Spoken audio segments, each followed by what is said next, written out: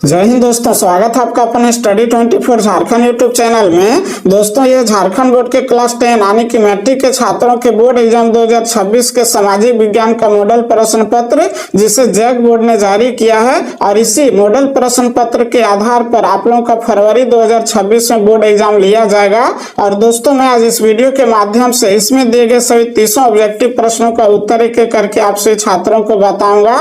इसीलिए आप लोग इस वीडियो को शुरू से लेकर के अंत तक जरूर देखिएगा और साथ ही साथ अपने आप को भी परखिएगा कि अभी आप लोग इनमें से कितने प्रश्नों के उत्तर को अच्छे ढंग से जान रहे हैं। तो दोस्तों, चलिए हम लोग आगे बढ़ते हैं और एक एक करके सभी प्रश्नों के उत्तर को हम लोग देखते हैं। दोस्तों, इसमें सबसे पहले आपका दिया गया खंड का यानी कि सेक्शन ए, जिसमें आपका 30 ऑब्जेक्टिव प्रश्न पूछा गया है और इसके बाद सेक्शन बी में आपका अति लघु उत्तरीय प्रश्न है और सेक्शन सी में लघु उत्तरीय प्रश्न है और वहीं पर सेक्शन डी में यानी कि अंतिम सेक्शन में आपका दीर्घ उत्तरीय प्रश्न पूछा गया है। तो चलिए हम लोग देखते हैं कि इसमें सबसे पहले जो ऑब्जेक्टिव प्रश्न पूछे गए हैं तो इसका उत्तर क्या है। तो दोस्तों, इसमें आपका पहला प्रश्न पूछा गया कि राष्ट्रवाद की पहली अभिव्यक्ति किस क्रांति के साथ हुई।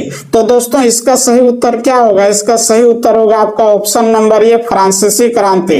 ये जो फ्रांसीसी क्रांति है आप लोग जानते ही होंगे, ये 1789 ईस्वी में हुआ था, जिसके तहत फ्रांस में लुई 16वां के निरंकुश शासन को समाप्त किया गया था। इसका दोस्तों आपका दूसरा प्रश्न पूछा गया कि रक्त और लौह की नीति का अवलंबन किसने किया। तो इसका जो सही उत्तर होगा आपका ऑप्शन नंबर बी होगा, बिस्मार्क। इसका दोस्तों हम लोग आगे बढ़े तो आपका तीसरा प्रश्न पूछा गया है कि हिंद स्वराज किसके द्वारा लिखा गया था। तो दोस्तों, हिंद स्वराज जो है महात्मा गांधी के द्वारा लिखा गया था और ये लिखा गया था 1909 ईस्वी में। इसका दोस्तों आपका चौथा प्रश्न है कि क्रूर जालियांवाला बाग नरसंहार कहाँ हुआ था। तो ये आपका हुआ था अमृतसर में। ये कब हुआ था? तो 13 अप्रैल 1919 ईस्वी में हुआ था, जिसमें बहुत सारे लोगों को गोलियों से भून दिया गया था। इसका दोस्तों आपका जो अगला प्रश्न पूछा गया है वह है कि सिल्क रूट का अर्थ है। सिल्क रूट का अर्थ क्या है? तो दोस्तों, इसका जो सही उत्तर होगा आपका ऑप्शन नंबर डी होगा, यानी कि एशिया को यूरोप और उत्तरी अफ्रीका से जोड़ने वाले मार्गों का नेटवर्क है। ये जो रेशम मार्ग है, सिल्क रूट है, ये 3 महादेशों को जोड़ता था, यानी कि एशिया, यूरोप और उत्तरी अफ्रीका। इसका दोस्तों आपका जो अगला प्रश्न पूछा गया है वह है कि आर्थिक महामंदी की शुरुआत कब हुई थी।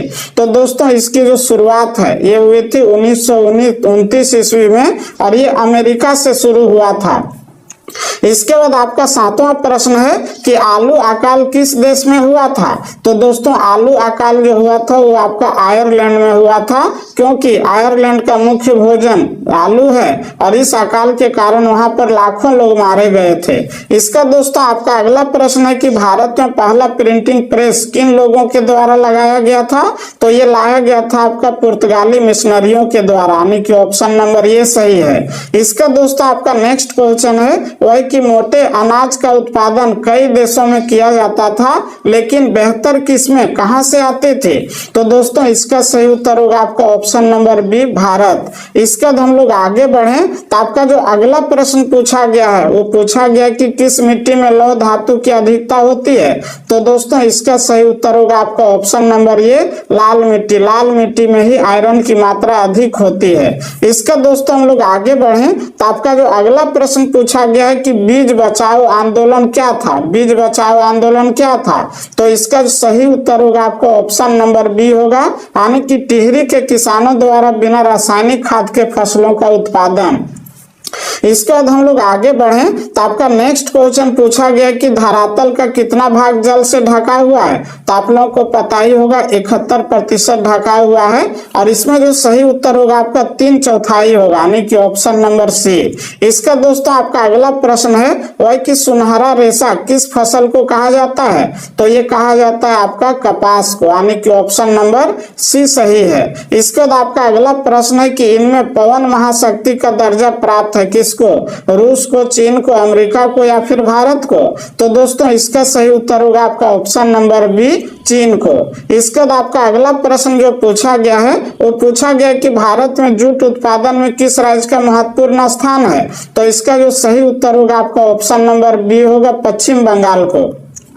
इसका 16वां प्रश्न है कि सबसे लंबा राष्ट्रीय राजमार्ग कौन सा है। तो दोस्तों सबसे लंबा जो राष्ट्रीय राजमार्ग है वो राष्ट्रीय राजमार्ग संख्या 7 है, जिसको वर्तमान समय में राष्ट्रीय राजमार्ग संख्या 44 कहा जाता है। इसका दोस्तों आपका जो अगला प्रश्न पूछा गया है वह है कि श्रीलंका में बहुसंख्यक कौन है। तो आप लोगों को पता ही होगा श्रीलंका में सिंहली रहते हैं, तमिल रहते हैं, तो इसमें जो बहुसंख्यक है आपका सिंहली है, जिसकी संख्या 74% है, ये आप लोग भी जान रहे हैं। इसका दोस्तों आपका अगला प्रश्न पूछा गया कि पोखरण भारत के किस राज्य में है।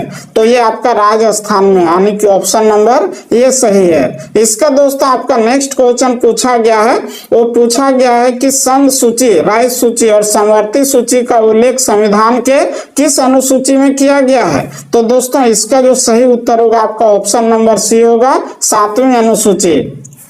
इसका 20वां प्रश्न जो आपका पूछा गया है वह है कि भारतीय समाज माना जाता है, भारतीय समाज कैसा माना जाता है। तो एक पितृ सत्तात्मक समाज, यहाँ पर सभी संतानों को उनके पिता के नाम से जाना जाता है। इसका दोस्तों आपका नेक्स्ट क्वेश्चन जो पूछा गया है वह है कि भारत किस प्रकार का राज्य है।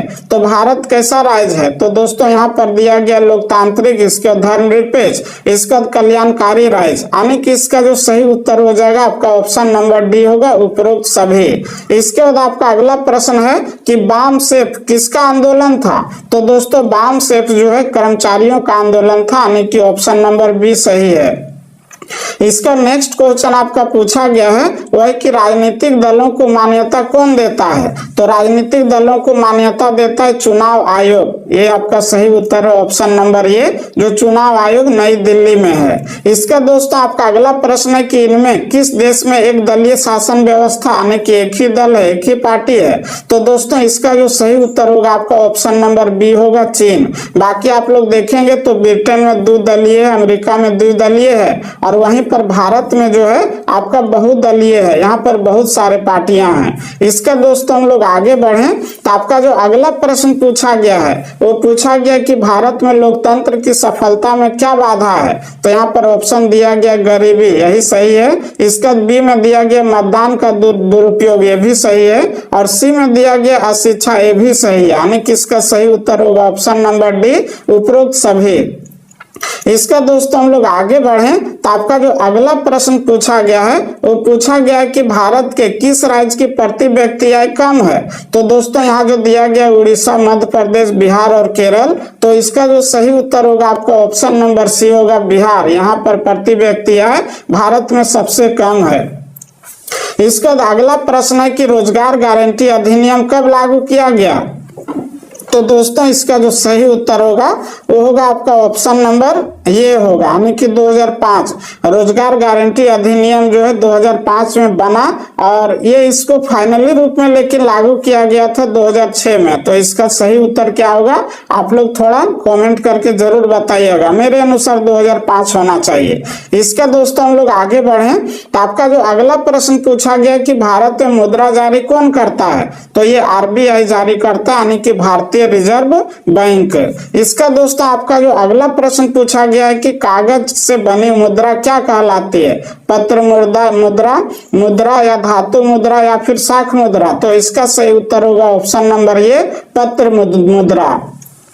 इसका दोस्तों हम लोग आगे बढ़े तो आपका जो अगला प्रश्न पूछा गया है कि सूचना का अधिकार अधिनियम कब पारित किया गया।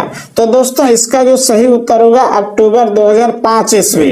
तो दोस्तों इस तरह से हम लोगों ने अभी तक इस वीडियो में सभी 30 ऑब्जेक्टिव प्रश्नों के उत्तर को जान लिया है। आप लोग दोस्तों इसमें कितने प्रश्नों के उत्तर को अभी जान रहे थे आप लोग कमेंट में जरूर बताइएगा। इसका दोस्तों आप लोग इधर देखिए, ये आपका खंड बी का प्रश्न दिया गया है जो अति लघुत्तरीय प्रश्न है। और इसके बाद हम लोग आगे बढ़े तो आपका खंड सी दिया गया है जो आपका लघु उत्तरीय प्रश्न है, और वहीं पर हम लोग आगे बढ़े तो आपका अंतिम जो दिया गया है वो आपका क्या है, खंड डी है, जिसमें आपका दीर्घ उत्तरीय प्रश्न पूछे गए हैं। और आपके प्रश्नों की कुल संख्या जो देखें तो 52 है, यानी कि ऑब्जेक्टिव 30 था, इसका सब्जेक्टिव इधर देखिए, टोटल मिलाकर के 52 प्रश्न पूछे गए हैं। और दोस्तों ये जो सब्जेक्टिव प्रश्न आपका है तो इसका जो उत्तर है नेक्स्ट वीडियो में आप लोगों को बताऊंगा, क्योंकि इसमें बताऊंगा तो ये वीडियो बहुत लंबा हो जाएगा। तो आप लोग उस वीडियो को भी जरूर देखिएगा। और साथ ही साथ बाकी जो आपका सब्जेक्ट है यानी कि हिंदी है, इंग्लिश है, मैथ है, साइंस है और संस्कृत इत्यादि, तो उसके मॉडल प्रश्न पत्र को भी आप लोगों को दिखाऊंगा और उसका आंसर बताऊंगा।